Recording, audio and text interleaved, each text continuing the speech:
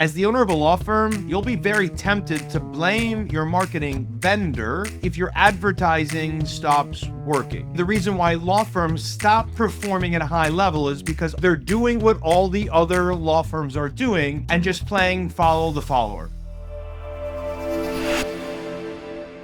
If your law firm needs more leads, you need to stop doing what everybody else is doing and start paying attention to your messaging. In advertising, there's this concept of where a message and a market matches. When marketing for a law firm, there is a place where messaging and markets cross over. It's called a message market match. So if I've got one side of my Venn diagram, we have the message and we have the market.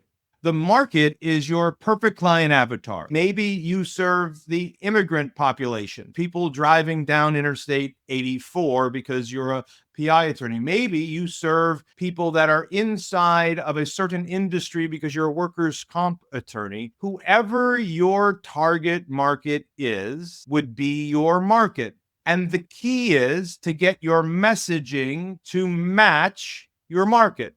Using your message, you can create what's called limited supply. And you can create that same limited supply by speaking to a very specific market. Let me give you an example. In the last few weeks, I attended a professional mastermind where I got around other like-minded business owners. I just happened to join a mastermind that likes to play golf. It happened to be in Las Vegas. I have a very good friend who lives there and loves nice things. And he said to me, "Hey, we're going to go out to dinner tonight. I'd really like you to join me." And I said, "Sure, I'll take care of the tab. You let me crash your place." He said, "No, you can't do it even if you wanted to. It's a private club. I'm the only one that can pay." I said, "Oh, that sounds neat. Tell me more." That private club is called Zero Bond at the Wynn. Now, this is a very nondescript door. When you get there, you don't think much of it. And then when you walk inside, you realize, oh my gosh, this place is different. The most noticeable difference is while the outside in the casino is just jam-packed, the inside of this particular location is quite frankly just about empty. Felt like we had the whole place to ourselves and we were there on a prime time on a Friday night. The reason it's possible is because they charge to be a member. Before you go, wait, why would you pay to be a member of a restaurant?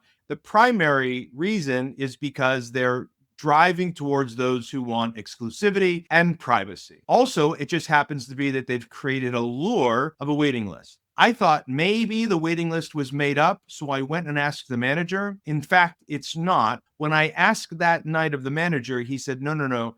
The waiting list is officially up to 31,000 people to be a member. The food was unbelievably amazing. The atmosphere was great. You got to see a view of the sphere. And again, all of this is wonderful if you're willing to pay for it. What I think is most interesting is they recognized who their market was. Their market was people who wanted to participate in Vegas, but they wanted some select exclusive treatment, and they're willing to pay a membership fee for a restaurant. And they just put those two things together, and they ended up with this message market match that created a 31,000 waiting list. Now, I went to visit another friend the next day, actually. He said, "Why don't you come visit me in Utah?" I joined a new club. The new club that he joined was called Wasatch Peaks Ranch. I couldn't do too much research about it, but when I got there, I found out a few things. First, there's only 400 home sites available. Second, you must have a home site to build. Third, they absolutely have an application process, and their application fee is steep. It takes almost 18 months for you to make it through their application process because they have three fundamental rules: no celebrities, no egos, and excuse my French, but no asshole. So they don't want the club environment ruined with the wrong person. So they vet the right people. Now, this is a situation where you have a message and a market match where they've identified their market as uber wealthy, the top 1% of 1%.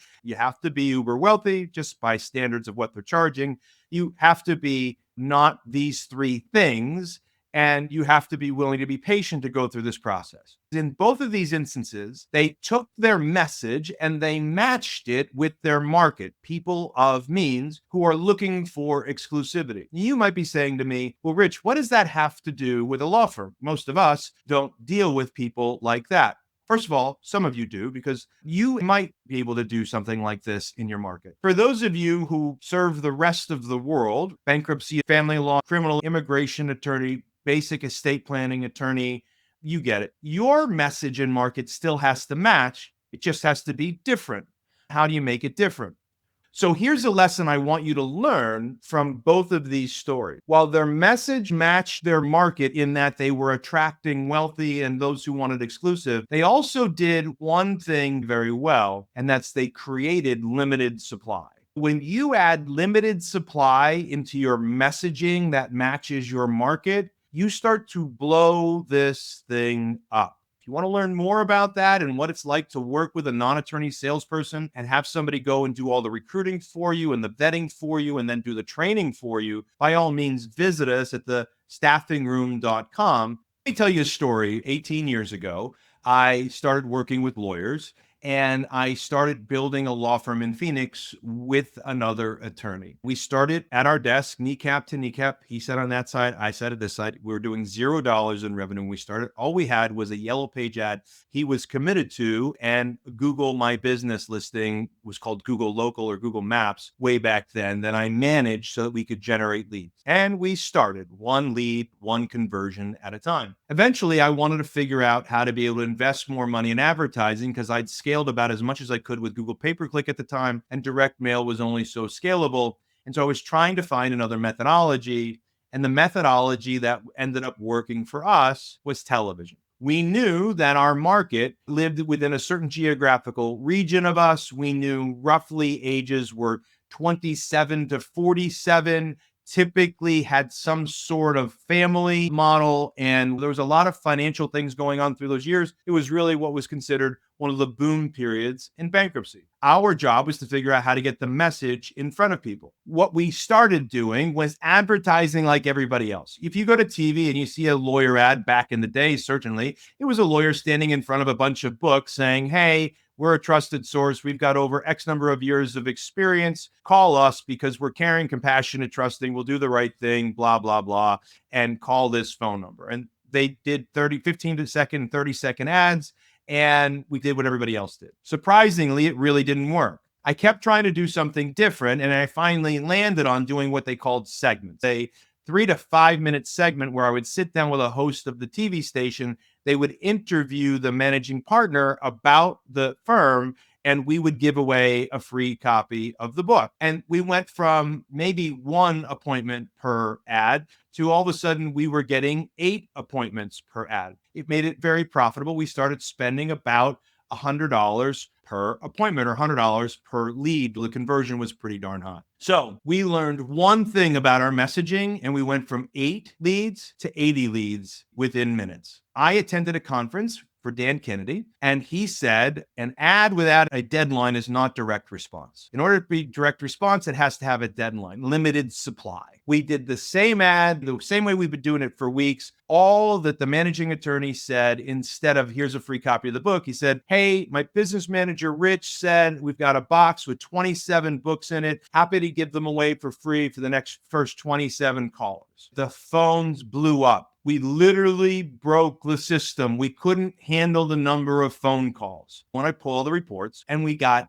80 leads on that first ad. As soon as that happened, we were off to the races. So what happened? Well, we had the right message. We were talking to the right market, and we were using the right media. All we did was add a deadline into our message, limited supply. But for our market and our message, what I need you to do, it's just a simple 3-step process. The first is, what do you have that you can give away? In the age of AI, you probably can have a resource created pretty darn quick. And if you don't have it, how can you go create it? The second thing is, how can you create a limited supply? I only have so many of these available. And then the third step is you just start testing it. The rule in advertising is to test, test, test, test, test. If you want to generate more leads, you need to stop doing what everybody else is doing and start paying attention to what's going on in your message, how it matches your market.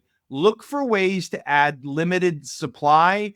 And if you do that well, what's going to happen is you're going to start seeing better results. If you're really good at generating leads, but you don't have a consistent way to convert those leads into clients, what's going to happen is you're basically going to burn money. Because if you generate a bunch of leads and you don't convert them well, giving those leads, quite frankly, was a sin. And so the fastest way we know to convert more leads into paying clients is to use a non-attorney salesperson. It's what we specialize in. We've been teaching this for more than a decade, and we've been staffing non-attorney salespeople inside our firm for law firms in a way that is meaningful and it gets results. If you want to learn more about that and what it's like to work with a non-attorney salesperson and have somebody go and do all the recruiting for you and the vetting for you and then do the training for you, by all means, visit us at the staffingroom.com. Generate more leads for sure. Pay attention to your market. But if you don't know how to convert those leads, you really should consider getting a non-attorney salesperson.